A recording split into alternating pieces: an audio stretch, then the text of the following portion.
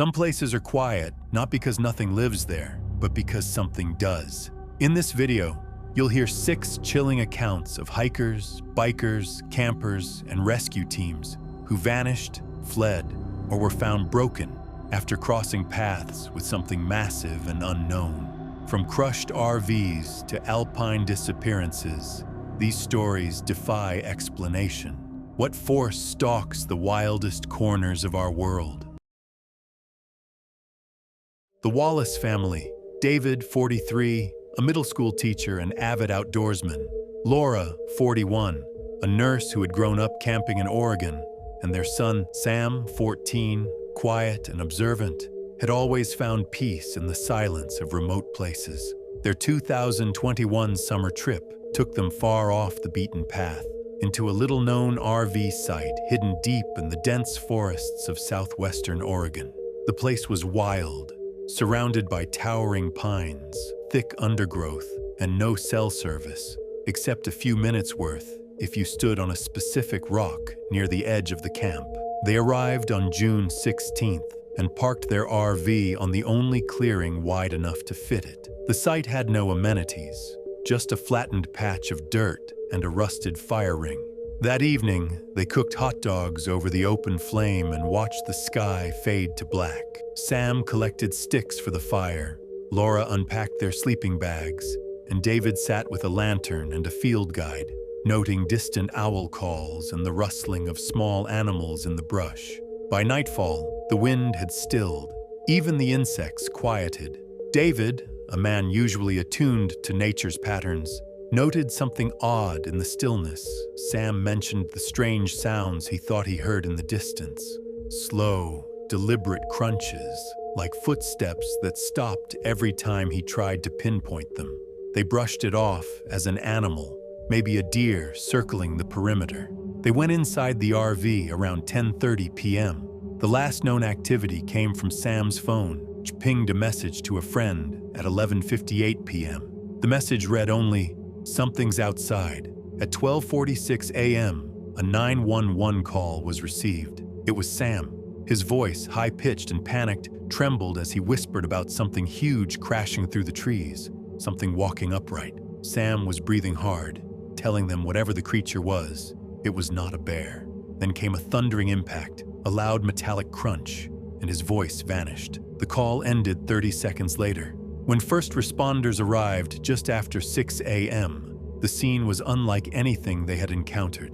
The RV no longer resembled a vehicle. It looked crushed from above, its roof flattened, walls buckled outward as if immense pressure had been forced down in a single blow. The side paneling had torn open, insulation spilling like entrails into the dirt. Nothing was on fire, but a cold dread hung over the campsite. The family had not wandered far. David was found 20 feet from the wreckage, sprawled near the fire pit, with his skull shattered and his rib cage caved in. Laura's body was discovered partially under the collapsed RV, pinned and mangled. Sam was found further back in the trees, where it seemed he had tried to flee. His body was the least damaged externally, but forensic reports later confirmed his neck had been snapped with a force no animal native to Oregon could deliver. The ground around the site had been torn up violently. Large gashes had been ripped through the forest floor. The fire pit had been obliterated, as if something had stomped down hard, scattering logs and ash into the woods. Nearby saplings were broken at odd angles, not gnawed or clawed, but sheared and twisted. But what investigators could not explain were the footprints. Just beyond the wreckage, in the mud along the creek bed, they found a trail of massive barefoot impressions, each more than 20 inches long, spaced nearly 6 feet apart, with a stride too large and deep for any human. The prints led away from the site into the thickest part of the forest. There were no claw marks, no teeth marks, no blood spray or drag marks. Predators did not attack like this. Officials issued a statement 2 days later, attributing the attack to a rogue grizzly that had been displaced from the north. But locals knew that no grizzlies lived in southern Oregon, and the explanation didn't sit right. The region had no history of bear attacks. and certainly not of bears folding steel like paper or leaving prints that large. Authorities cordoned off the area, posting unmarked barriers and warning signs on the old logging roads leading to the RV site. No official explanation was offered beyond the initial statement, and no follow-up press conference was held. The area has since been scrubbed from most public campsite databases. The locals now call that stretch of forest cursed. A few hikers have tried to find the Wallace site, only to be turned around by unfamiliar men in dark vehicles who refuse to answer questions. Hunters say they've heard guttural howls echoing through the canyons in the early hours, too deep to be wolves, too long to be human. Some say what happened to the Wallaces was no random tragedy. They believe the family stumbled into territory that wasn't theirs. They believe the creature had watched them long before it struck. A few weeks later, a former ranger came forward anonymously, saying he'd seen something similar in that same forest nearly 2 decades ago. He described a hulking figure watching from between the trees, its eyes glowing faintly in the dark. He said it disappeared as quickly as it appeared, and that when he reported it, he was told to forget what he saw. No one ever heard from him again. What's left of the Wallace family's story is buried in silence.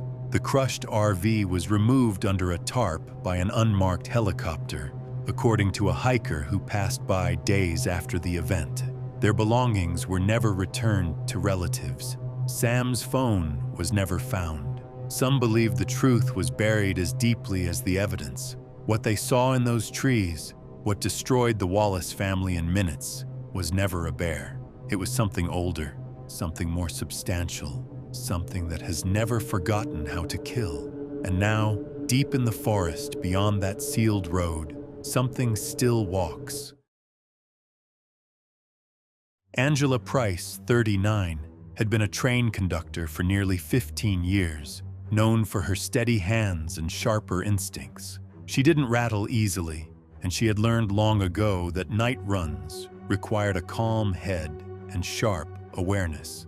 On June 22, 2025, she was guiding the overnight line from Columbus to Pittsburgh, a near-empty service crawling through the dark Pennsylvania hills with 12 passengers aboard.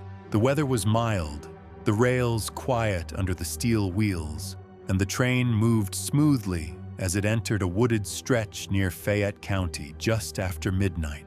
Angela sat in the front cab, monitoring gauges and scanning the tunnel of darkness ahead. Her routine check was interrupted at 12:31 a.m. when the overhead lights flickered once, then again, before shutting off entirely. Every control light on her panel dimmed. The digital gauges froze. No alarm sounded, but the engine began to slow, not from brakes, but as if pulled by something unseen. Within seconds, the train rolled to a complete stop in the dead center of the forest. The air in the cab grew still. Angela reached for her radio to contact dispatch, but only static came through. She tried again, nothing. With auxiliary power failing too, she turned on her flashlight, stepped down from the cab, and moved toward the first car. The passengers had already begun to stir. In the second car, a retired forest ranger named Bill Levin, 67, stood near a window with a tense expression. He'd spent decades in the Allegheny forests, and he knew the sounds of every animal native to the region. But what he heard now didn't belong. A low, steady breathing rose from the trees, deep and rhythmic, like something massive exhaling through a hollow log. It wasn't the wind, it wasn't machinery. The sound moved slowly around them, circling the train from the darkness, unseen but unmistakably present. Then came the flashes.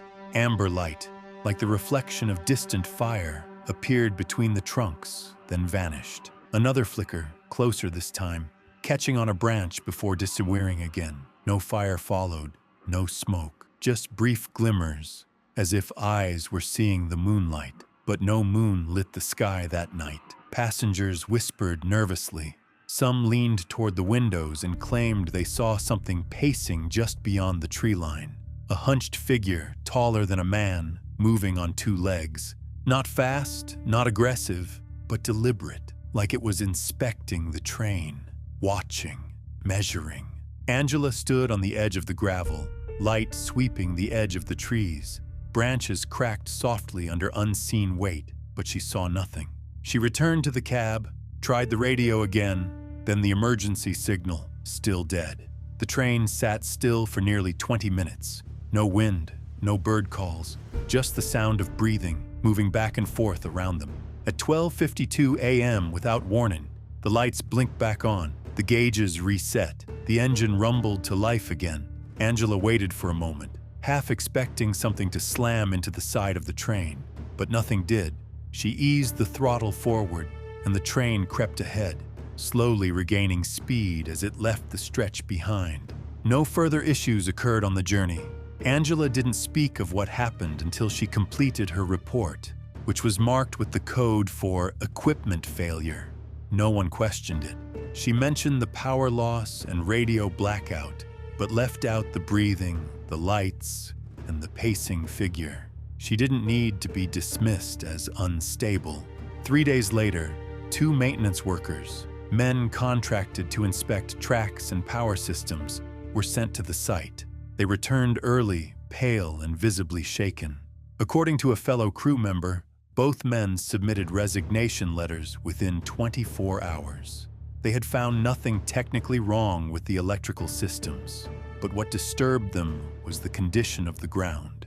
The soil around the area where the train had stopped was unnaturally compressed in large patches, as though something extremely heavy had walked through on foot. There were no tire tracks. The branches in several surrounding trees had been snapped clean at over 8 feet high, not torn by wind, but snapped as if brushed aside by something tall passing through.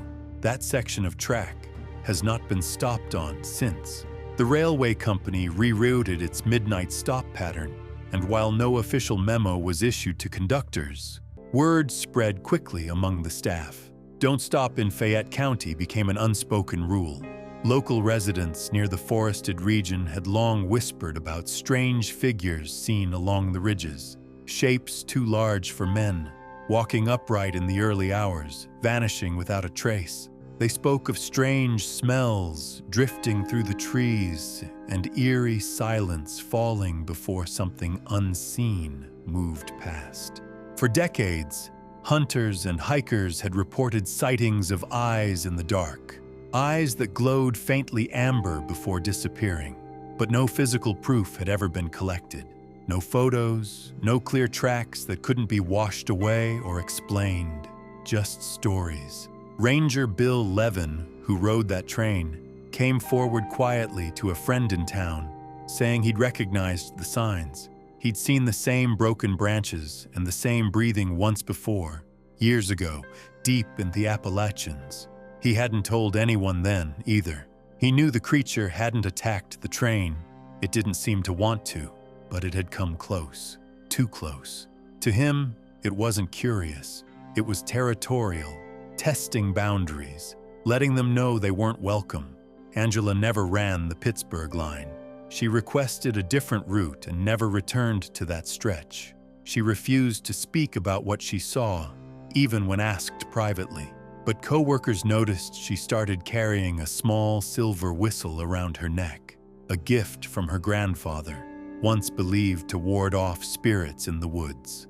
Since then, no incident has been recorded in that stretch again, but the logs from that night remain unchanged, cold and clinical. 12:31 a.m., power failure. 12:52 a.m., systems restored. No cause identified. But those who were there, those who heard the breathing, saw the light, and felt the air go still, knew something else had passed through that night, and it hadn't forgotten them. In June 2019, Maya Lopez, 26, was in the final year of her graduate program in acoustic ecology, a discipline that studies the natural sounds of environments untouched by human development. When Professor Henry Kessler invited her and 3 other students on a remote field trip to a ravine in the Appalachian foothills, an area known for its unique natural acoustics, Maya didn't hesitate. It was the opportunity she needed to complete her thesis. Along with Kessler, the group included Jordan, 24, a sensitive and reclusive audio tech, Ben, 27, a hiker and field recording enthusiast, and Claire, 25, whose focus was sound mapping and environmental rhythms. Kessler, nearing retirement, had led dozens of expeditions into the wild and trusted this location. An isolated ravine tucked far from any trail or cell tower. They arrived on June 28th, hauling lightweight tents, parabolic microphones, a portable sound mixing rig, and solar-powered gear. The ravine ran alongside a narrow creek, flanked by thick hardwood forest and steep rock walls that formed a natural amphitheater. It was quiet, too quiet. Even upon arrival, there were no birds, no insects. The usual forest symphony was absent, but the group chalked it up to the time of day. They set up camp near the creek and positioned the microphones to catch dawn chorus recordings. Kessler noted the stillness but dismissed it. Before bed, they gathered around a small fire, ate dehydrated meals, and discussed the next morning's schedule. That night, the forest remained silent. The wind didn't stir. No owls called. No leaves rustled. Around 4 a.m., Maya woke up to an odd sensation, like pressure in the air. She sat up in her tent and listened. Nothing. Not even the creek's flow reached her ears, as though the world had been placed under glass. When daylight came, the air remained unnaturally still. Maya unzipped her tent and saw Claire already outside, pale and stiff. Jordan crouched beside the audio gear, staring unblinking into the trees. Ben stood by the creek, scanning the tree line. Then they noticed that Kessler's tent had collapsed, crushed downward at the center like something impossibly heavy had pressed on it from above.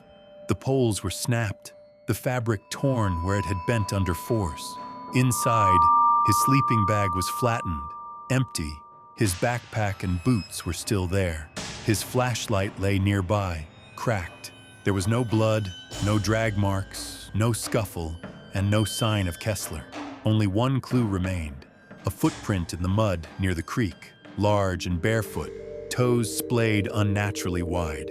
It was nearly 2 feet long, each toe clearly defined, and too deep for a man to make without breaking his ankles from the pressure. As the group processed what they were seeing, Maya realized something more horrifying than the footprint. The silence hadn't lifted. Hours after sunrise, no birds had returned. The creek was running, but the sound barely reached their ears, unless they stood right next to it. Claire muttered that her watch had stopped sometime in the night. They tried to call for help using the emergency radio, but it emitted nothing but dead static. No interference, just a void. By midday, Jordan began to shake uncontrollably. He wandered from the group, muttering that he had seen something by the edge of camp just before dawn. Something tall, too big to be a bear, and too fast to be a man. He said it had no clear shape, only movement, towering and dark, like a shadow made solid, passing between the trees without disturbing a single branch. They tried to calm him, but he refused to sit down. He kept saying the thing had watched them all night, waiting for them to break the silence, waiting for them to notice it. Maya took stock of their options. They were at least 6 miles from the forest access road, and another 10 beyond that to the ranger station. Kessler had the sat beacon in his tent, but the screen was blank and unresponsive. They packed what they could and prepared to hike out, but Maya hesitated. Something deep inside told her not to leave. Not just yet, like the forest itself was holding them there. Ben led them uphill, retracing their GPS path from the day before. But barely 20 minutes in, they found themselves back at the same flattened tent. No one had spoken during the walk. No one had turned. The ravine had folded back on itself like a trap. That night, they took shifts. No fire, no light, no sound, just silence, pressing in from every direction. Claire eventually broke, whispering that the trees weren't still. They were watching. Maya didn't sleep. Every crack of twigs from the brush felt like the breath of something large just beyond her vision. By dawn, Jordan was gone. No cry, no struggle. His backpack remained zipped. His boots stood nightly by a log. Again, no signs of a fight. No trail, no blood. Panic overtook the group. Ben ran without warning, crashing through the trees toward higher ground. Claire tried to stop him but tripped and tore her ankle. Maya pulled her up and dragged her back to the creek. Somehow, that motion broke the hold. A wind rose suddenly through the branches, carrying distant birdsong for the first time in nearly 48 hours. The forest exhaled. Maya seized the moment, slinging gear over her shoulder and helping Claire limp uphill. They reached the service road just before noon, waving down a logging truck that hadn't expected to see anyone that deep in the range. When rangers returned to the site, no trace of Kessler or Jordan was found. The tents were gone. The parabolic mics were shattered. Only a single barefoot track remained near the creek, weathered now, but still impossibly large. The school quietly ended the research program. All trips to the area were canceled, no explanation given. Maya never submitted her thesis. She dropped out 3 weeks later. Claire moved to a new state and never answered her phone again. The ravine remains off-trail, untouched, its coordinates redacted from public maps. Locals still speak in low voices about the forest's appetite. They say something lives in that silence, something ancient, something unseen, something that waits behind the stillness until you hear nothing at all. In early March of 1998, deep in the snow-buried foothills of the northern Ural Mountains, 6 men were sent to reopen a dormant Soviet mining site known only on outdated maps as the Severny Shaft, a forgotten tunnel sealed since the late 1970s and untouched by any official presence for nearly 2 decades. The documents they were given claimed the site had been abandoned due to unstable conditions and poor yield. Yet rumors circulating among nearby villagers hinted at something more unsettling, something never written down, something that should have remained undisturbed. The crew, Yakov, 44, a veteran of deep shaft operations, Dmitry, 38, the youngest and most meticulous, Lev, a quiet and watchful man with a history of alpine assignments, Alexei, strong and outspoken, Pavel, cautious and methodical, and Vadim, always skeptical of superstition, arrived with enough equipment to last 10 days. Reinforced tools, welding torches, portable generators, rations, fuel, and structural monitoring gear. They had cleared old sites before, but none of them had seen a sealed shaft accompanied by steel bolts, rusted Soviet signage, and the kind of silence that made you listen to your own breathing. At the base of a jagged cliff, the entrance was situated behind a massive, corroded iron door, heavily reinforced and encrusted with decades of frost and ice. The air was unmoving, the surrounding snow oddly untouched, and not a single bird called from the trees above. Warning signs in faded Cyrillic, "Do not open, unstable interior, closed, 1982, barely clung to the rusted surface. No one spoke of it, but each of the men felt it in their bones. This place had not merely been forgotten, it had been hidden. By dusk, the men had succeeded in cutting through the warped hinges and bolts, dragging the heavy door free with steel cables and brute force.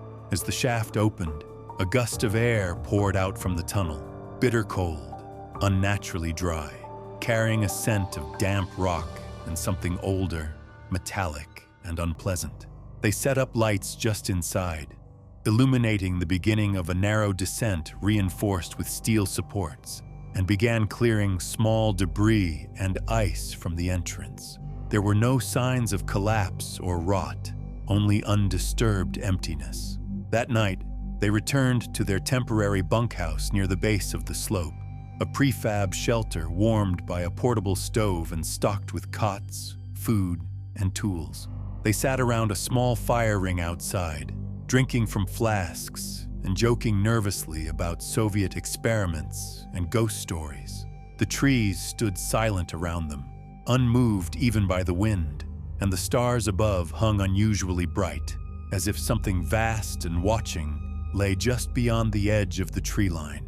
In the morning, Yakov, Alexei, and Vadim were gone. Their beds were untouched, boots lined neatly, coats still hanging by the door.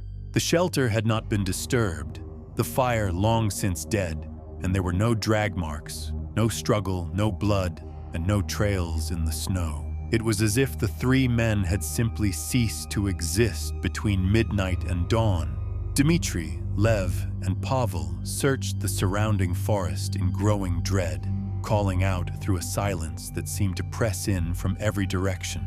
They found nothing but stillness until they returned to the shaft. The halogen lights they'd installed inside were shattered, some torn from their mounts, the cords slashed or twisted.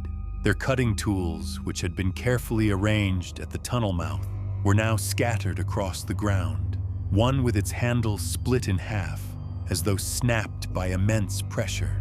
Most disturbingly, the door they had worked so hard to dismantle now lay curled inward, warped at its center, as though something had pushed against it from the inside, not with machinery, but with strength so unnatural that the steel bent like softened plastic.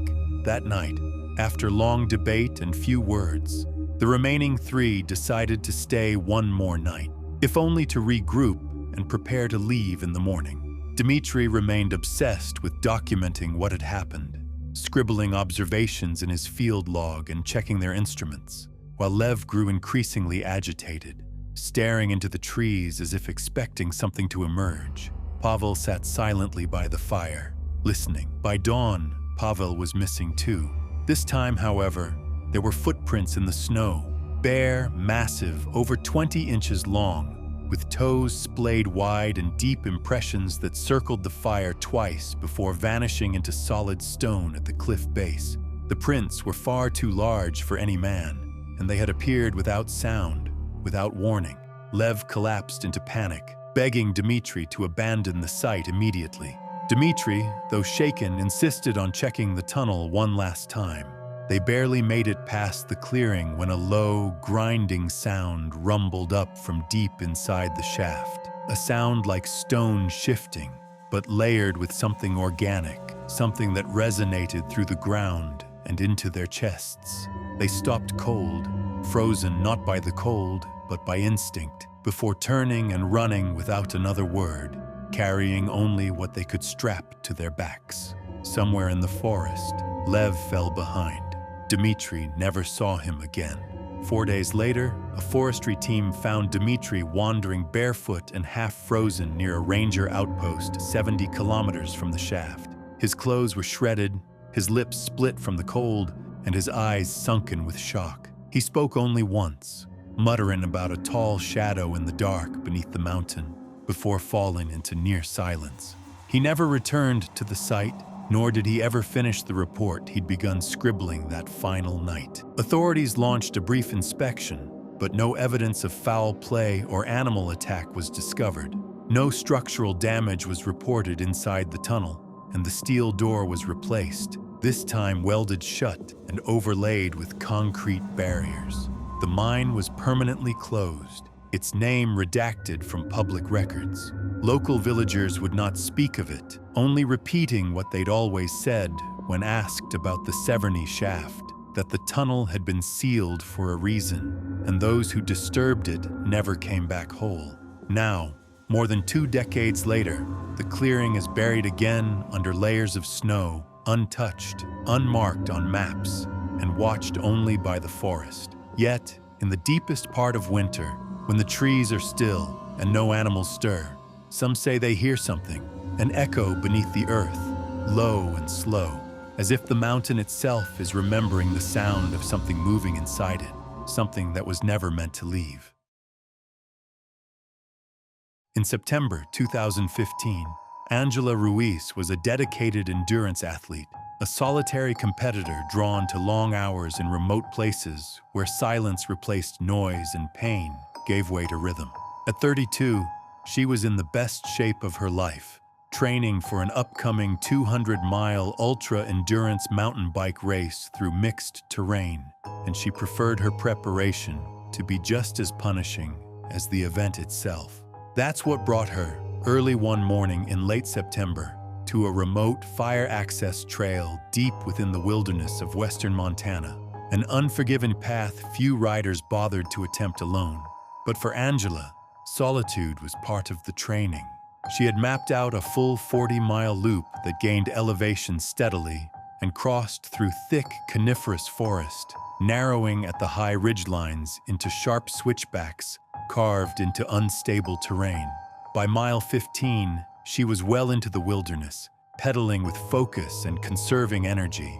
The air had turned cooler as the trees thickened, their branches clawing in over the trail like twisted fingers. Ferns brushed her calves, and rockfall debris forced her to zigzag through patches of shadow and light, where the canopy only occasionally let the sun in. At mile 19, while slowing to shift gears for an uphill climb, she noticed something strange. Her watch had reset itself to 0000, blinking as if it had just been powered on. She pulled to a stop to check her gear and saw that her GPS screen had also reset. No coordinates, no map, just a static location dot floating in gray. Her GoPro, mounted securely to her helmet, had gone dark without warning. She tapped its side, then removed it to troubleshoot, but the screen stayed black. The camera hadn't just powered off, it had locked up entirely, frozen mid-recording. That's when Angela realized how quiet the forest had become. She'd been riding for nearly 2 hours, and for most of that time, the forest had been alive with the usual sounds: wind through the pines, the chirr of insects, distant bird calls. But now the silence was complete, absolute, pressing. Even the wind had dropped away. No birds moved. The air felt thick and unnaturally still, as though something enormous held its breath just out of sight. She turned slowly and looked up toward the next switchback, 30 feet above her, where the trail curved sharply to the left along the slope. At first, she thought she was seeing a dark boulder, something massive and vertical standing just behind a pine tree. But then she realized it wasn't stone. The shape was too tall, too broad at the shoulders, and subtly hunched forward as if watching her from behind the tree. It stood completely still, half concealed in shadow. Its coloring blended perfectly with the bark and dark pine needles, but the outline was unmistakably wrong. Head too high, arms too long, chest rising and falling almost imperceptibly. It wasn't moving toward her. It wasn't making a sound, but it was there, watching. For several seconds, Angela couldn't move, her hands frozen on her handlebars, her breathing caught in her throat. Then, without sound or sudden movement, the shape stepped back into the trees and vanished from view. No snapping twigs, no scuffling feet. It was simply gone, dissolved into the forest like mist. But the stillness remained, heavy and suffocating. Angela didn't try to continue forward. She didn't wait to see if the shape returned. With muscles shaking and instincts roaring louder than logic, she turned her bike and began descending the trail the way she had come, forcing herself to stay calm, to keep control.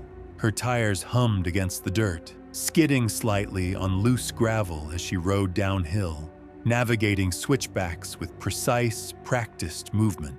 She didn't look over her shoulder. She didn't stop to check her GPS or camera. She just kept going. The trail was steeper in reverse, and she picked up speed quickly, braking hard into the turns to avoid overshooting. She passed landmarks she remembered, an old stump shaped like a wolf's head, a small outcropping where she had paused to drink. But they all seemed wrong now, dulled and cold in the silence. It wasn't until she reached a particularly narrow stretch with a sharp bend that she saw something that forced her to stop. The soft dirt along the edge of the trail held faint impressions of her tire marks from earlier, crisscrossing the bend where she'd climbed it not long before. But next to them, superimposed in places, were footprints. They were barefoot, human-like but massively outsized. Each one was at least 20 inches long, with long, deeply pressed toes splayed unnaturally wide. The stride between them was impossible for any normal person, 8 feet, maybe more, and the weight behind them had compacted the soil deep into the trail bed. Angela crouched, trying to trace how far they had gone, and quickly realized they had been following her tire tracks downhill. Not alongside, not ahead, Behind her, step by step, something had come after her, something heavy and silent, something that knew how to stay just out of sight. Angela stood there for a moment, her pulse slamming in her ears, then mounted her bike and didn't stop again until she reached the forest road where her car was parked. The moment she saw it, untouched, exactly as she had left it, something in her chest released. But she didn't linger. She threw her gear into the back seat, peeled off her gloves with trembling hands, and drove away as fast as the rutted road would allow, never once looking back into the tree line. That night, she didn't talk about it. She didn't post anything. She didn't mention the gear malfunction or the footprints to anyone. Not at first. She told herself it had to be a trick of light, a wildlife encounter misread in the moment. But the silence, the prints, and the frozen electronics stayed with her. The following week, she brought her bike into the shop. The GoPro was dead, completely unresponsive despite a full charge and no sign of physical damage. The GPS had reset its memory, deleting the route data from that day. Her watch still functioned, but had no recorded log for the hour she had stopped. Angela finished the rest of her race training on familiar, populated trails. She placed well in the event, but never rode alone again. Friends noticed she stopped taking her bike onto mountain roads and avoided the bitter routes entirely. When driving near wooded areas, she began turning her gaze away from the trees, keeping her eyes fixed on the road, as if afraid that looking too long into the forest might invite something to look back. She never went back to that trail, and she never stopped thinking about the thing that followed her down the mountain. Tucked high in the northern Alps, far above the tree line, and long past where marked trails give way to loose stone and permanent ice, a remote alpine hut sat alone on a narrow ridge. Used seasonally by climbers and researchers, the structure was built to withstand brutal conditions, though few stayed longer than necessary. In early October 2023, with a cold front approaching, a group of 3 occupants, researchers experienced in the terrain, had checked into the hut for a 4-day stay and were expected to report in nightly via shortwave radio. After 2 routine transmissions, all communication ceased. By the morning of day 4, with snow beginning to fall and temperatures dropping fast, local authorities deployed a 5-man mountain rescue team led by Jakob Meyer, a seasoned climber with years of experience navigating alpine emergencies. The others, Felix, Elias, Bern, and Matthias, were all highly trained, capable of enduring extreme conditions and operating in treacherous terrain. They departed from the base station at dawn and began the long ascent, aided by snowshoes, climbing poles, and satellite positioning gear. By early afternoon, the team reached the hut. The structure appeared intact from the outside. No sign of collapse, avalanche impact, or damage. The snow around the building had only lightly accumulated, and no tracks were leading away from it in any direction. But inside, the scene was disturbing. The door had been left slightly open. A fire still smoldered in the stove. 3 bowls of stew sat on the table, one half finished. Jackets hung neatly by the door. Sleeping bags were zipped and arranged. It looked like the occupants had left just moments before, except they hadn't returned, and there was no sign they ever would. Jakob began calling in regular updates via radio, while the others searched the surrounding area. It wasn't long before Felix signaled them over to something strange behind the hut, a trail of deep footprints imprinted in the snow, headed away from the back door toward a narrow ravine. They were massive, twice the size of a normal human foot, barefoot, toes splayed unnaturally wide. Each step was spaced nearly 8 feet apart, pressed deep into the snow. There were no returning tracks, no smaller prints alongside, just the path of one colossal entity walking into the forested ravine. The team followed the trail cautiously, moving through the fog-thickened trees. The air had grown still, unnaturally quiet, as if the snow and stone had absorbed all ambient sound. Even their own steps seemed muffled. Jakob kept trying to contact base, but the signal began dropping in and out. Then suddenly his radio failed entirely. When he examined it, the casing was warped and the antenna bent as if twisted by brute force. It hadn't been dropped. Something had crushed it while still clipped to his harness. He turned to alert the others and realized he was alone. There had been no sound, no cry, no warning, just silence and then absence. He shouted for the team, retraced his steps, but the tracks had vanished. The snow was smooth and unbroken, as if no one had passed through at all. Fog pressed in from the cliffs, reducing visibility to only a few meters. He blew his emergency whistle, but the sound fell flat, swallowed by the air. There was no echo, no reply. What happened over the next 3 days is still unclear.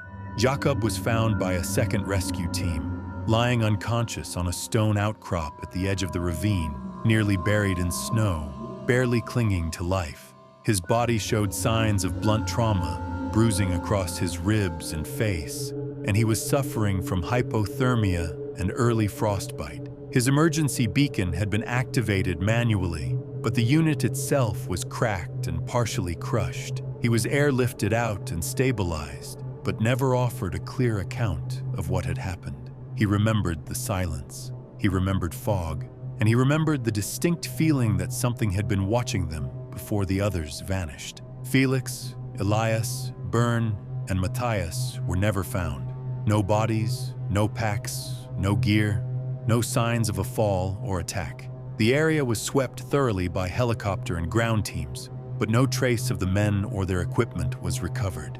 The footprints behind the hut, partly melted by new snow, were photographed and documented, but no wildlife expert or forensic analyst could identify the species. Too large for any alpine predator, too human to dismiss as natural. The official report cited terrain hazards, poor visibility, and extreme weather exposure as likely contributors to the incident. No further explanation was given. Local villagers, however, were less reserved. They had long spoken of the high woods and deep snow valleys as places best left alone in winter. Some used the term the Silent Ridge, referring to an old belief that something wandered those heights, a presence drawn to fire, warmth, and movement, but averse to being seen. It had no name, only the quiet it left behind. Jakob never returned to the mountains. He relocated to lower elevation work and refused to speak publicly about the disappearance. Privately, he admitted to a colleague that he hadn't seen anything directly, but had sensed something huge, just beyond the mist, moving with deliberate patience and impossible quiet. The hut was closed permanently after the search was suspended. A notice was posted: hazardous terrain, entry forbidden. Rangers stopped maintaining the upper route, and winter storms gradually reclaimed the trail. Today, the structure stands empty, sealed, unreachable for most of the year. In spring, the snow melts. The ravine grows quiet again, but no one climbs there anymore. And when mist gathers in the trees above the hut, locals still say you should never follow footprints that weren't there the day before.